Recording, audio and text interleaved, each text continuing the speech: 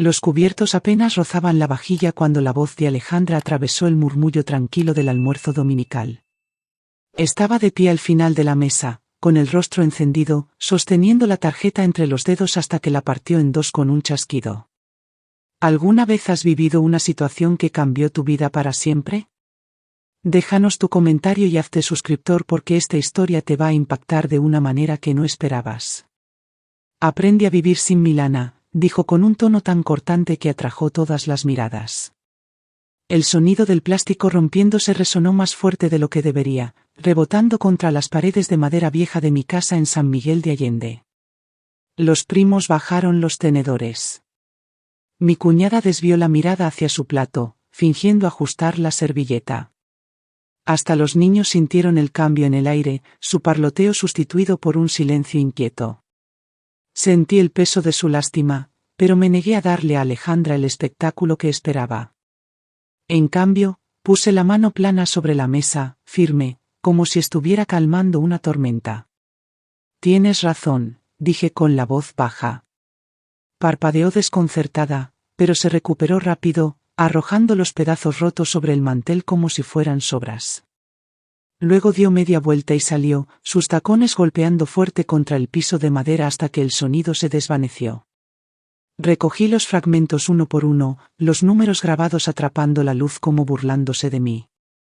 Todavía estaban calientes de su mano cuando cerré el puño alrededor de ellos. Mi silencio llenó el espacio que ella dejó y nadie se atrevió a hablar. Me excusé sin dar explicaciones, llevándome los pedazos al piso de arriba. Tras la puerta de mi despacho, los coloqué sobre el escritorio, 4 pequeños recordatorios de lo que me habían quitado y lo que aún podía reclamar. Me senté en el silencio, ya buscando el cajón cerrado que guardaba los documentos que nadie más recordaba. La puerta se cerró de un golpe y el eco de los tacones de Alejandra se desvaneció por el sendero, dejando solo el roce nervioso de los tenedores contra la vajilla. Me quedé sentada un momento más con la mano cerrada alrededor de la tarjeta rota. Sus bordes filosos se clavaban en mi palma, dejando marcas leves en la piel.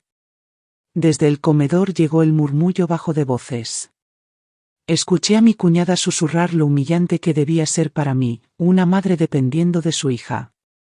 Otro primo masculló algo sobre el orgullo, como si la escena que había soportado fuera merecida. Sus palabras flotaban como humo de una fogata, acre y sofocante, pero me negué a respirarlas. Me levanté sin decir nada. Mi silla rozó suavemente el piso de madera y los susurros se apagaron. Nadie me siguió mientras subía la escalera angosta, aún sosteniendo los pedazos como si fueran un secreto que nadie más merecía ver. En la quietud de mi despacho coloqué los fragmentos en el escritorio, 4 pedazos, nada más que plástico, pero brillaban bajo la luz de la lámpara como pedazos de vidrio. Los miré no con tristeza, sino con una claridad extraña que se me había escapado por años. Alejandra pensó que me había cortado las alas. Creyó que me había puesto en mi lugar. Giré la llave de latón en el cajón pequeño bajo el escritorio y lo abrí.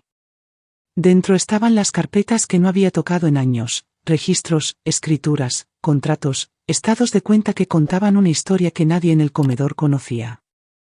Deslicé el dedo por el borde de un sobremarcado Valle de Bravo, el nombre de un terreno que mis abuelos me dejaron, uno que Alejandra nunca se molestó en preguntar. Cerré el cajón con cuidado, el sonido de la llave nítido en el cuarto silencioso. Mi mano volvió a los fragmentos de la tarjeta y, por primera vez en mucho tiempo, sentí la calma de una decisión que ya tomaba forma. Me recosté en la silla, los pedazos rotos aún brillando, mientras los recuerdos de los años que construyeron su comodidad empezaban a surgir. Me recosté en la silla con la mirada fija en los fragmentos esparcidos sobre el escritorio y los años se desenrollaron en mi mente como una película que no podía detener. Recordé las noches en el hospital de Guadalajara registrando signos vitales bajo luces fluorescentes implacables, con las piernas doliendo tras 12 horas de pie. La cafetería del hospital cerraba horas antes, pero no me molestaba en comer. Tomaba café negro, convenciéndome de que era suficiente para seguir adelante. Cuando terminaba mi turno, cruzaba las calles oscuras hacia una pequeña oficina en el centro, donde estudiantes de secundaria se encorvaban sobre problemas de geometría y ensayos de Sor Juana, mientras yo luchaba por mantener los ojos abiertos. Cada peso importaba entonces. Cada hora que me mantenía despierta era un paso más hacia la vida que quería para Alejandra. Cuando recibió su carta de aceptación a la UNAM, lloré en silencio en el vestidor del personal, aliviada y exhausta hasta apenas poder respirar. Firmé préstamos, trabajé horas extras y recorté gastos en todo lo posible para que ella nunca sintiera el hambre que yo sentí. Recordé estar parada a orillas del lago de Chapala después de un turno, viendo cómo las ondas atrapaban la luz del puente. El viento traía el aroma salado del agua y susurraba promesas para mí misma, que los sacrificios valdrían la pena, que ella nunca conocería esta versión agotada de mí. Años después, cuando me pidió ayuda para comprar la casa en San Ángel, no lo dudé. Junté de mis ahorros, vendí un terreno en Puerto Vallarta y le entregué el enganche con una sonrisa. Me abrazó rápido, distraída, ya hablando de colores de pintura y entregas de muebles. Ahora esos años regresaban con un filo amargo. Cada comida que me salté, cada noche que llegué a casa demasiado cansada para comer, había sido el cimiento de su comodidad. Me incliné hacia adelante, abrí el cajón otra vez y puse la mano sobre el sobremarcado Valle de Bravo. Su peso me estabilizó, recordándome lo que aún era mío, intacto, incluso después de todo lo que había dado. El sobremarcado Valle de Bravo pesaba bajo mis dedos, sus bordes suavizados por los años de moverlo sin olvidarlo. Lo saqué y abrí la solapa con el mismo cuidado que alguna vez di a las fichas de recién nacidos en el hospital. Dentro estaban los documentos que me habían anclado en silencio, incluso cuando el mundo creía que no tenía nada. Mis abuelos me dejaron ese terreno al sur de Valle de Bravo, un lugar rodeado de pinos y con un arroyo que susurraba al pasar. La mayoría en la familia lo descartó como un pedazo de tierra sin valor, una reliquia de otra época, pero yo lo conservé. Más tarde, cuando los desarrolladores comenzaron a fijarse en Valle de Bravo para casas de fin de semana y hoteles boutique, entendí su valor. La venta de un solo lote pagó el primer año de universidad de Alejandra. Otro cubrió el enganche de la casa en San Ángel, pero nunca se lo dije. Para ella el dinero llegaba como lluvia, de becas, regalos o del dinero que ella creía que tenía en la bolsa. Nunca miró lo suficiente para ver mi firma al final de los cheques. Junto a las escrituras había otro conjunto de registros, estados de cuenta de inversiones tempranas en startups del corredor tecnológico de Guadalajara. Cuando Alejandra aún estaba en la prepa, asistía a reuniones de inversionistas, a menudo la única mujer en la sala, escuchando con atención y tomando riesgos con el poco capital que había juntado. No todas las empresas sobrevivieron, pero una o dos echaron raíces y crecieron en compañías con oficinas en Zapopan. Sus rendimientos fueron constantes, creciendo en silencio en cuentas que solo llevaban mi nombre.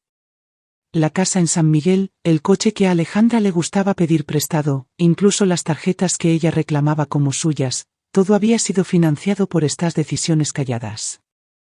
Ella confundió mi discreción con dependencia, mi silencio con debilidad, pero los libros contaban otra historia. Apilé los papeles con cuidado, luego cerré el sobre. Mi mano se quedó en la manija del cajón mientras lo cerraba con llave. Afuera, la casa estaba en silencio. La familia se había ido. En la quietud sentí el peso de algo que cambiaba, como si la tierra misma se hubiera inclinado de nuevo hacia mí. Apagué la lámpara, los fragmentos de la tarjeta rota aún brillando débilmente, y caminé hacia el cuarto donde mi laptop esperaba por lo que ya sabía que haría después. La medianoche llegó en silencio, la casa oscura salvo por el resplandor pálido de la pantalla de mi laptop. La casa olía levemente al pollo asado del almuerzo, ya recogido, pero el silencio era absoluto. Me senté en el escritorio, el archivo de Valle de Bravo a mi izquierda, los 4 pedazos de plástico a mi derecha y mis dedos listos sobre las teclas. Abrí mi correo, el cursor flotando como probando mi decisión. El contacto en la cima de mi lista no había cambiado en más de 10 años, Gabriel Torres, asesor senior en Banorte Bealt. Él había manejado mis cuentas desde antes de que Alejandra terminara la prepa, cuando entendí que el silencio podía ser un escudo si venía con preparación. Comencé el mensaje lentamente, cada palabra precisa. Mencioné la cláusula que redactamos años atrás, la que Gabriel me instó a considerar cuando Alejandra exigió su nombre en las cuentas de la casa. Si alguna vez sientes que tu acceso o autoridad están en riesgo, establezcamos un protocolo de comando único, dijo. En ese momento lo creí innecesario, casi paranoico, pero firmé los papeles, los archivé y nunca hablé de ellos otra vez. Esta noche esas palabras fueron mi salvavidas. Le indiqué que ejecutara la cláusula de inmediato, revocar a todos los usuarios secundarios, consolidar los fondos en la cuenta de contingencia, congelar cualquier tarjeta ligada al nombre de mi hija. Mi mano tembló en el ratón, el peso de los años presionando en una sola decisión. Cerré los ojos, respiré hondo para calmarme y di clic en enviar. El suave sonido del trackpad apenas se oyó, pero resonó en el cuarto como un martillo. En ese instante, cada susurro de debilidad, cada desprecio que había soportado se apagó. Mi voz no se alzó, pero mi voluntad habló. Me recosté, dejando que el brillo de la laptop se desvaneciera en la quietud. Los fragmentos de la tarjeta atraparon la luz mientras los guardé de nuevo en el cajón, prueba de lo que se había roto y lo que había reclamado. Para el amanecer, Alejandra buscaría la riqueza que creía suya y la verdad la encontraría a plena luz del día. Por la mañana, el sol se derramó sobre el lago de Chapala, destellando en el agua mientras la ciudad despertaba. Imaginé a Alejandra levantándose tarde como siempre y dirigiéndose al mercado de San Miguel con su aire habitual de superioridad. En el súper llenó su carrito con los pequeños lujos que consideraba esenciales: vino francés, quesos importados, pasteles envueltos en papel encerado. La veía parada en la caja, saludando al cajero con su encanto ensayado, esperando el pitido de aprobación que sellaría su imagen de control. En cambio, la máquina tartamudeó, la pantalla parpadeando en rojo. Transacción denegada. Alejandra frunció el ceño, se echó el cabello hacia atrás y pasó la tarjeta otra vez. El mismo resplandor rojo le respondió. Un hombre en la fila detrás de ella tosió impaciente y ella se giró hacia el cajero. Pásala otra vez. El sistema está mal. El cajero obedeció, y de nuevo la pantalla dio su veredicto. Esta vez el silencio pesó más. Los murmullos de los que estaban en la fila crecieron, las miradas cayendo sobre ella. Sacó su celular marcando con dedos rápidos y furiosos. Sabía exactamente a quién llamaría.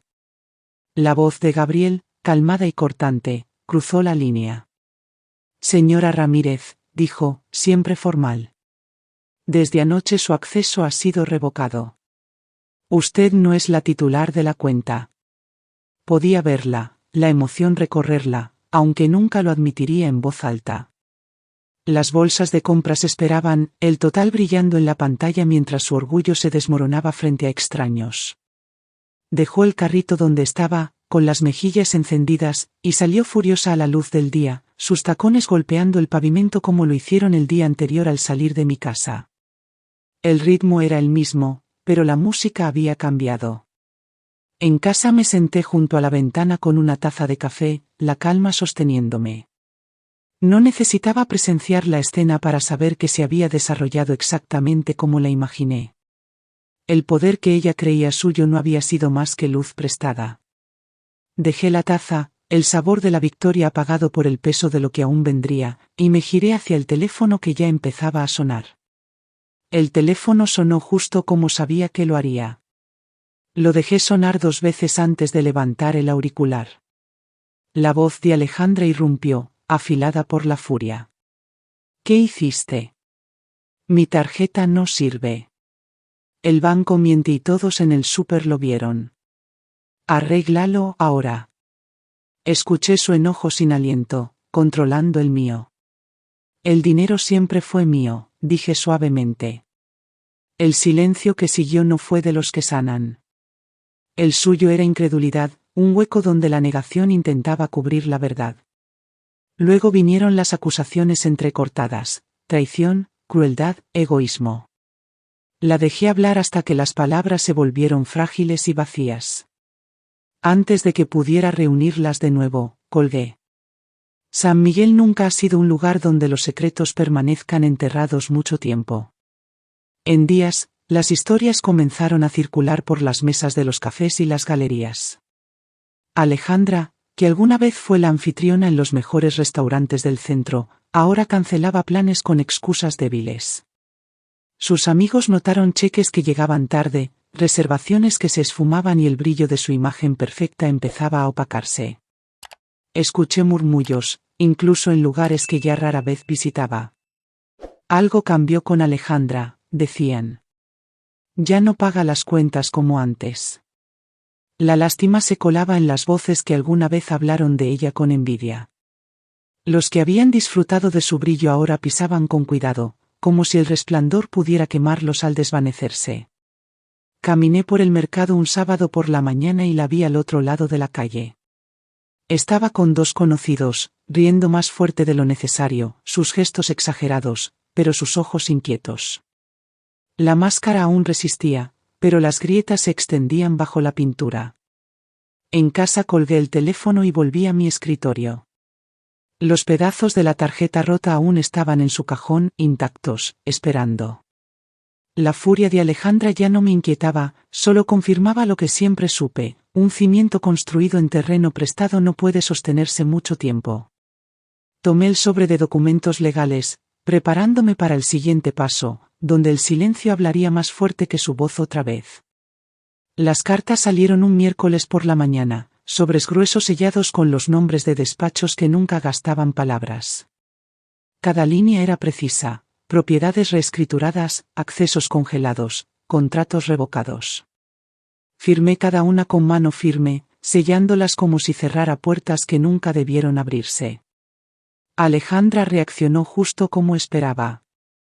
Su voz pasó del teléfono a Internet, donde podía gritar al vacío y buscar simpatía. Publicó que la habían robado, que su propia madre se había vuelto contra ella, que ella era la verdadera víctima de una traición. Al principio, sus amigos dieron clics de apoyo, algunos incluso corriendo a defenderla, pero la simpatía flaqueó cuando la verdad salió a flote en documentos que ningún hashtag podía borrar. La recuperación fue rápida. 2 autos que ella presumía por la ciudad, ambos rentados a mi nombre, desaparecieron de su entrada en días. Los vecinos observaron desde sus portales mientras las grúas se llevaban los símbolos de su independencia. Intentó reírse de ello en línea, pero la risa sonaba hueca cuando se juntaba con el silencio en la calle. Leí sus palabras 1 o 2 veces, lo suficiente para confirmar que su historia no tenía ancla, y luego me alejé. Mi enojo se había consumido. Lo que quedaba era algo más tranquilo y mucho más fuerte: paz, no triunfo; certeza, no rencor. Por años temí este momento, imaginando que se sentiría como una guerra. En cambio, se sintió como agua calma, como la marea retirándose para revelar la arena que siempre fue mía. Guardé las cartas restantes en un archivo y lo puse junto a los pedazos de la tarjeta rota. Los 2 objetos pertenecían juntos, prueba de lo que se intentó y prueba de lo que había reclamado. Esa noche salí al balcón, el lago de Chapala brillando en el crepúsculo, y dejé que el silencio de mi decisión se asentara mientras me preparaba para lo que sería la vida en mis propios términos. El departamento era más pequeño, pero cuando giré la llave por primera vez, el espacio se sintió lo bastante amplio para respirar. La luz del sol entraba por las ventanas que daban al lago de Chapala, destellando en el agua como si el lago mismo me diera la bienvenida. Dejé mi maleta junto a la puerta, sin camiones de mudanza detrás, solo lo que elegí llevar. Compré muebles de segunda mano en tianguis de Ajijic, piezas con rayones e historias que se sentían más honestas que el brillo de algo nuevo. Una mesa de roble gastada, un sofá de tela azul desvaída, una lámpara que arrojaba luz cálida por la sala. Por primera vez en años, nada se compró para impresionar. Todo estaba ahí porque simplemente me gustaba. En el balcón planté albahaca, tomillo y romero en macetas de barro. Cada mañana las regaba, el aroma de las hierbas subiendo en el aire costero, su crecimiento lento pero seguro. Sentía lo mismo en mí, pequeña, constante, viva otra vez. El trabajo llegó calladamente, casi por casualidad. Una startup local me preguntó si consultaría unas horas a la semana, revisando contratos y ayudándolos a navegar inversiones tempranas. Acepté, no por la lana, sino por el placer de usar mi mente donde se valoraba. Su gratitud se sentía diferente al aplauso vacío que alguna vez recibí en las mesas de Alejandra. Mientras tanto, me llegaron noticias de la mudanza de Alejandra. La casa en San Ángel se fue, reemplazada por un departamento rentado en Puerto Vallarta con el orgullo herido. Lo explicó como una reducción temporal, pero San Miguel es una ciudad pequeña y la gente sabía. La máscara se deslizaba y la lástima la seguía donde antes estaba la admiración. Estaba en mi balcón al anochecer, el lago cambiando con la marea, y sentí el espacio dentro de mí asentarse en algo nuevo. No había perdido un hogar, había ganado una vida.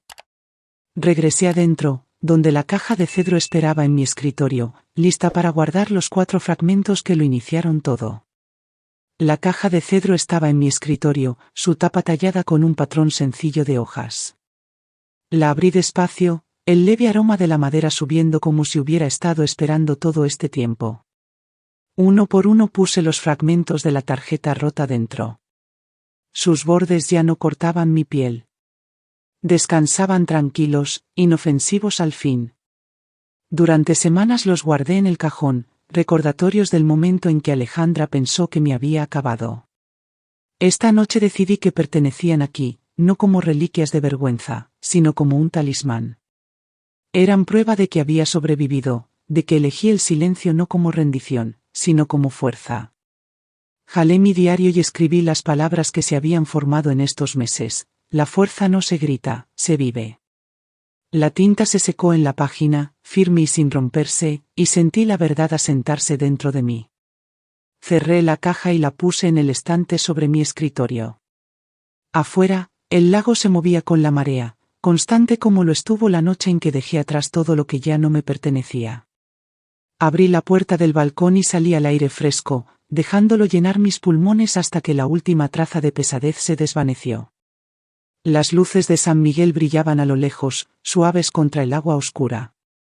Mi vida era más pequeña ahora, más tranquila, pero cada elección era mía. El pasado ya no me ataba. El futuro, cualquiera que fuera su forma, lo construiría con mis propias manos. Apoyé las palmas en el barandal, respirando hondo, y vi cómo la corriente llevaba sus secretos hacia el horizonte. ¿Qué habrías hecho tú en esta situación? Escribe tu comentario con tu opinión y conviértete en suscriptor para más historias que te harán reflexionar sobre la vida real.